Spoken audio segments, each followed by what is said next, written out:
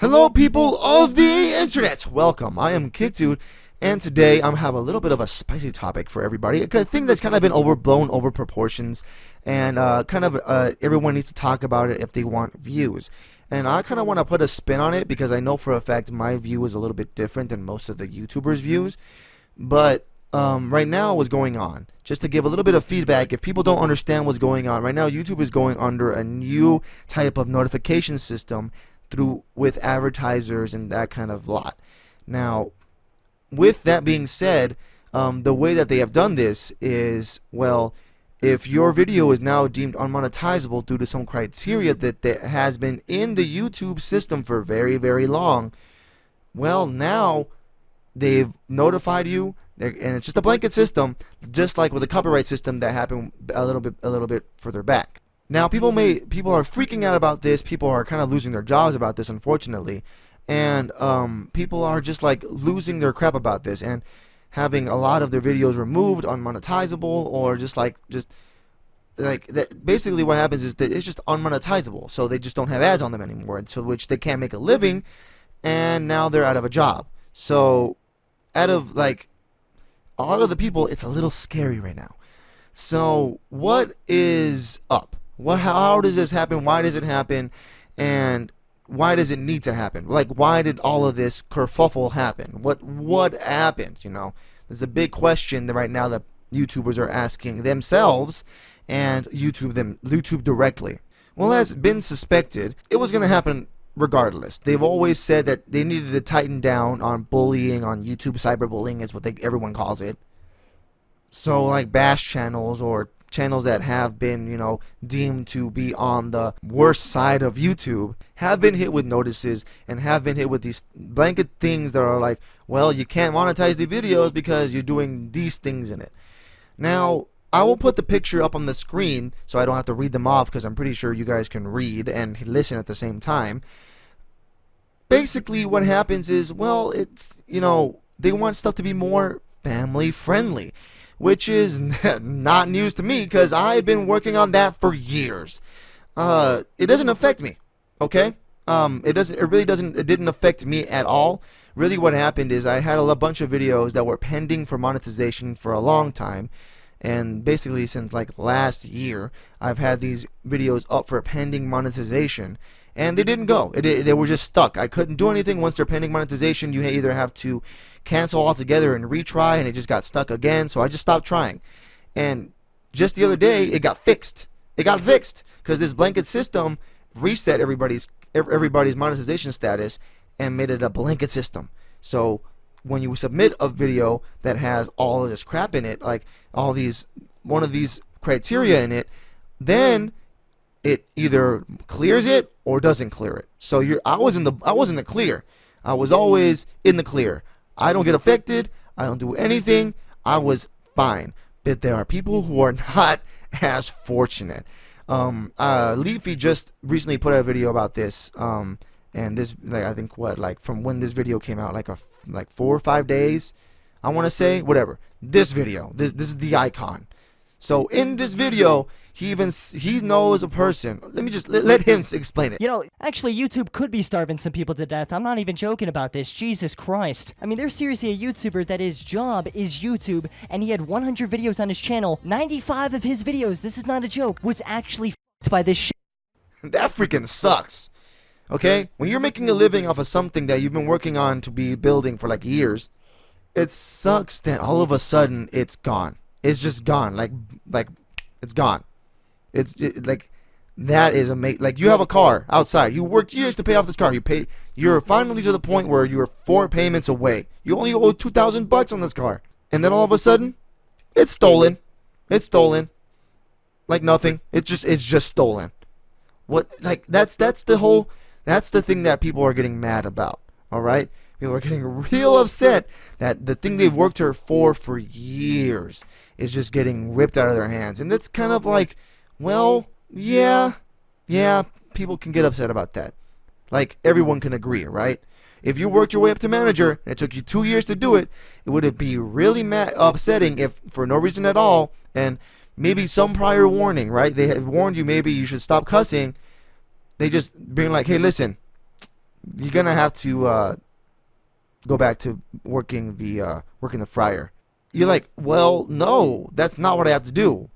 I have to manage. Like, no, you're working back on the fryer. We're gonna see how you do, and then we're gonna put you back on top. See, that's kind of like the thing. That's what kind of bothers me. If people don't understand that, it's a fast food thing. Well, whatever.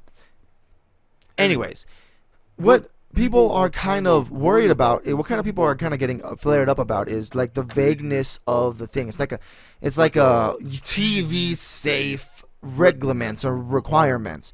It doesn't really have the internet aspect of it, and it really doesn't encapsulate how the eras have changed from back way when cyberbullying was even more of an endemic problem. Yes, we still have cyberbullying today. Okay, I'm not saying that we don't have cyberbullying, but I'm saying that it's kind of less because people have grown thicker skin. And if you haven't grown thicker skin, you're kind of new to the internet. But why are people getting so upset? Why are people getting so angry at all of these, like, not really copyright claims, but these like non-advertiser claims? I'm gonna call them, I guess, the money claims. So why should the money claims exist? So really, these money claims, as I'm gonna call them, are basically advertisers' way of saying we don't want to be affiliated with anything that these people are talking about. Well, yeah, advertisers have a right to choose who they're going to advertise with and why. So it makes sense for them to be like, I really don't want to be associated with any of that. Really, I really don't. So thanks, but no thanks. So it's kind of their choice, really. It really is the money choice. But as a business, YouTube has handled it just a little out of center. Just a little bit. They could have handled it just a little bit differently.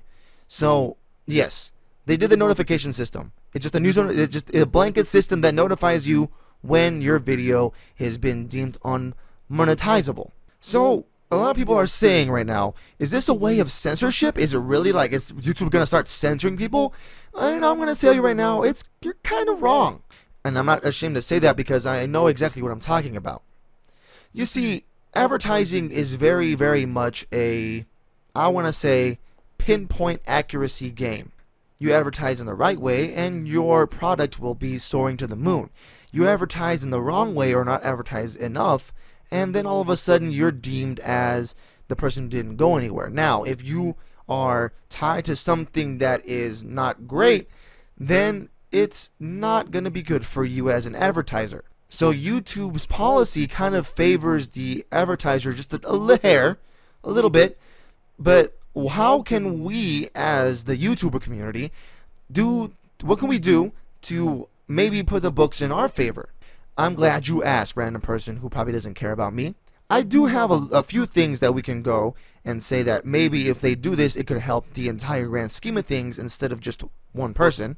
So advertisers and YouTubers get the best of both worlds. First and foremost, if YouTube is going to have advertiser-friendly content and it's rated for ages and for basically for kids and adults, why can't there be advertisers that want to do both? There's advertisers that probably want a more adult audience, and there's probably advertisers that have a more kid-centric audience. So you would have to understand that there are probably advertisers that have a general, like a movie trailer, that is for everyone. Everyone wants this movie trailer, except wait, it's rated R for R. Maybe not the kids. Don't advertise to the kids. So what do we do then? Well, we can do a lot then. All right. This first point I'm going to say is literally just differentiating between adult and kid accounts. Once we do that, then advertisers have the choice, right? They can be like, oh, these are rated as an adult account. Let me go ahead and advertise with the adult account. Oh, I'm a rated E for everyone game. I'm going to go ahead and just advertise to the world on a gaming channel, of course. So don't get me wrong. I want a gaming channel, but that's the reason, I'm a gaming channel. You get it, right? Like that could be a thing. That could be totally a thing. Adult advertisers who want more of an adult audience choose who they want to advertise with. If for some reason an advertiser wants more of an adult audience and they see a video or videos that have been flagged for only adults, what's gonna happen then? The two intersect, the Venn diagram is bigger than ever, and you have an audience that wants to watch and the YouTuber gets money for their adult content, quote unquote. That's the first point. All we need to do is differentiate between the two different types of accounts: adult content, content for kids, and then content for everybody. Just those three. Those three will make it for YouTube in a great different way. So just differentiating between the three different types of content on YouTube can have advertisers look at advertising in a whole different way. Let me imagine I'm an advertiser. Guess what? I have a kid-centric product, and I need to advertise to kids. Oh, I don't know if this person or this video is adult friendly. It's not advertiser friendly. Flag it. That's what we have right now. Now, instead of that, think about this. Well, guess they have a category. Oh, I have a game. It's not rated. It's not really for adults, but it's really for more kids. Let me see. Oh, there's a gaming channels. Let me do a gaming channel. Oh, the gaming videos. Okay, so but this guy has a lot of cursing in his videos. Not gonna do. Oh, wait, this guy doesn't do cursing in his videos, or very minimal. So we're just gonna go ahead and advertise with him instead, or those videos instead. That, my friend, makes advertising so much more focused, so much more like it makes it more focused. Advertisers have a direct audience. They can go directly to the people that they want to advertise with, and that's it. All right, just differentiating would make it so much easier. Now, what is the next point? Once that happens, right? Let's say, for example, they have this happen, and they just flagged, right? It's just like, oh, it's just deemed unmonetizable. Well, what a lot of people are being mad about is, well, it's up, but it's still up even though it's deemed unmonetizable. All right. So what should we do then? How can we fix the problem? So let's say, for example, you don't want to do this first step, all right? You don't want to just differentiate. You don't want to go ahead and say, oh, well, let's just age gate it, and then after the age gate, they can monetize it with these advertisers, because that would help you guys a lot. So let's say for example, they just put it out for everybody, and then you flag it. What people are getting mad about is just the fact that YouTube keeps the video live. Nobody makes money, not even YouTube. That's kind of what people are mad about, because YouTube itself doesn't get money from it, neither does the creator. So who makes the money? Nobody. It upsets everybody. The advertisers can't advertise on their channel. The people who make the content get mad at YouTube, and YouTube doesn't get any money in return. So it's a lose in three different directions for YouTube to keep the video live on YouTube in the first place. So what's the second thing? Privatize the video. That's it. Literally a switch. So you have this blanket system in place, YouTube, that goes ahead and notifies the creators, right? So it didn't occur to you that once the videos were deemed unmonetizable, that the people would want that video to not be live? Because like I said before, that's a three-way lose. From a business standpoint, from a creator standpoint, and from an advertiser standpoint. If people can't advertise, first off, you're not making any money. Second, people who want to make money on YouTube can make the money. And then it's a vicious circle where people who wanted to make videos on YouTube now don't make videos on YouTube. You start getting less and less people on the site, and then all of a sudden you don't get any money anymore. That vicious cycle can happen. So the first thing you need to do is, once it hits, oh, unmonetizable, unprivatize the video. Let them know that it's been privatized. First off, hey, your video's been privatized due to the fact, right? And then let them fix it. Either let them use the YouTube creator engine, whatever you have, the editor, or let them go ahead and delete the video, edit the text, whatever, or ask why. Like the copyright system. You guys had it in place where at a certain money mark, like at 15 seconds, it would tell you, hey, at 15 seconds, you said this. That kind of language or that kind of topic is deemed unmonetizable. Or, hey, listen, your title don't work because it has this in the phrase, or your description or your tag. Let them know. Be more clear. Vocalize. Do something other than just blanket system. Yeah, that's how it works. You didn't like it? Appeal. It doesn't work that way. Let people know why. Why? That's the biggest question. Everyone's asking you why. And you don't want to answer that question. So it's a three-way lose. You don't make any money. The advertisers don't get to publicize their products so they don't make any money, and the people who wanted to create the videos so they can live don't make any money either. So, and then like I said, the vicious cycle before, people who don't want to create don't create anymore. The advertisers have less people to advertise with, and then you don't make any more money from the advertisers that wanted to advertise with you. So first, that's the second point, just privatize the video. So the third point I have is kind of a weird point, all right? So don't like go and be like, well, this happened. You know, it's something that I've seen on and off. I don't know if the videos have been reinstated for money and all that kind of stuff. So I've seen videos that creators have themselves said, well, this video has been deemed unadvertisable or non-money worthy, as I'm saying. Well, how does, like, well, I still see ads on them. So this is the kind of thing I'm kind of weirded out about, and I'm not completely 100% sure that this is a thing. But in my brain, this is how it works, right? There are still advertisers that don't care about words, phrases, and searches and blanket engines, right? And still see the opportunity to advertise to a whole audience that doesn't believe in censorship. They just still advertise to whomever. So they just don't care about your blanket system, first off. Second off, and they just want to advertise. But they still advertise on videos that creators have said that are unmonetizable. So so in my brain, why does that exist? How does that work? You know, and you know, even if it's copyright, right? Even if it's copyright, the still blanket system still applies. I don't understand that. I still don't understand that. In this system, there should probably be a place, right? If this is a thing, I'm not completely sure. Like I said, don't quote me on it. I'm not 100% for sure what's going on. But what I am seeing, right? Like what comes to my brain is, do the thing you did for the copyright system in that case, right? Let the advertisers run their ads on these non-money worthy videos, and then just put it in a pot. And once they appeal and they either do the things that they needed to do with the video or cut it all together or whatever they need to do, and if it goes back live again, let the creator get that money.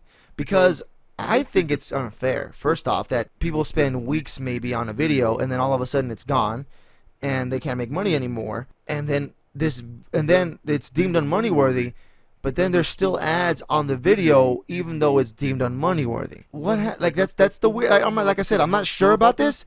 I'm not sure if it's a thing that's happened and that they reinstated since the part when they had been notified, but it's still weird. With that much being said, let me recap the points in case someone just skipped to the end of the video and was like, hey, I don't want to hear this guy talk. What is his point? Well, my point is this. With all this kerfuffle going on, first thing you should do, differentiate between 3 different types of videos. The ones for adults, ones for younger audiences, and one for sons for everybody, alright? 3 different classes. I think we can all agree on that. Second thing, if a video has been deemed unmoney worthy, privatize the video so that the creator has a chance to fix his errors without suffering a dip in pay. And the third point, like I said, I don't know if it's 100% true or not, is if there's advertisers that are still advertising with these people who are deemed unmoney worthy, or the videos that are deemed unmoney worthy, put the money in a pot, and once they appeal and get the video back up, let them have it. I feel like these 3 points would make a lot better system than just a blanket system that doesn't know what it's doing. All right, I know that you guys have some system in place where you can appeal and it gets a privatized viewing by somebody on YouTube, right? But at the same time, it would make your guys' lives a hell of a lot easier if you guys just do these 3 things. Make sure you differentiate between 3 different types of people: kids, adults, and everybody. Privatize the video once it's deemed unmoney worthy, so they can go ahead and fix their mistakes or appeal. And the third one, like I said, I don't know if it's 100% true or not, if people are still advertising with these unmoney worthy videos, put it in a pot, they appeal, get it back up, let them have it. So those 3 things, I think, would make the system a lot easier and a lot better. Now, a lot of people think, all right, like I guess people have been wondering how it affects smaller YouTubers. Big YouTubers have said, oh man, this is going to be detrimental to the younger, smaller YouTuber generation that blah, blah, blah, blah, blah, blah, blah. No, I'm sorry, but like I don't know about you, but really the smaller YouTubers haven't been hit as much. Really, like I'm not even kidding. I had a bunch of videos that were pending monetization for the longest time because, like I said, they just got stuck. I put it like, well, you know what? I'm gonna monetize my videos. I want to be prepared if when the chance arises, I'm able to do this stuff for as a full-time job. I want to be prepared and not be late to the party, you know? I don't want to miss the ball. So I just monetized my videos from the get-go as soon as I possibly could. So that way, when I get up there, I don't have to do it when, you know, it's just, you know, I don't want to have to deal with it, you know? My thought was just do it early, get it out of the way so you don't have to deal with it later. So these videos, they were unmonetizable for a long time. They were just like pending monetization for months and months and up to a year sometimes. So I was like, wow, they must be really looking at these videos. Like, wow. No, they just got stuck. So once this came out, I was relieved, actually. Really relieved, because all of the videos got fixed. They were all put back to, they're able to be monetized, but you have to monetize them manually. So, hey, did it, you know? It didn't really affect me because I myself do family-friendly content. I try my best to keep everything PG, you know, with varying degrees of success. And I really like to keep it that way, you know? Keep it as a broad audience. I don't do Minecraft videos all the time. I do a lot of different content. But at the same time, a lot of upper YouTubers were like, oh my God, they're gonna die. All the younger YouTubers that want to go up and replace me, that I want to retire sometime, they're gonna die. Blah, blah, blah, blah. No, we were. I'm gonna be honest with you. I wasn't really hit as bad as you think I was, and you know, hey, thank you for looking out for the smaller guys, but you know that didn't really happen. So, thank you guys for watching this video. So if you guys like what you see, love me, and I'll love you back. Because I will see you guys next time. Next time. Ow.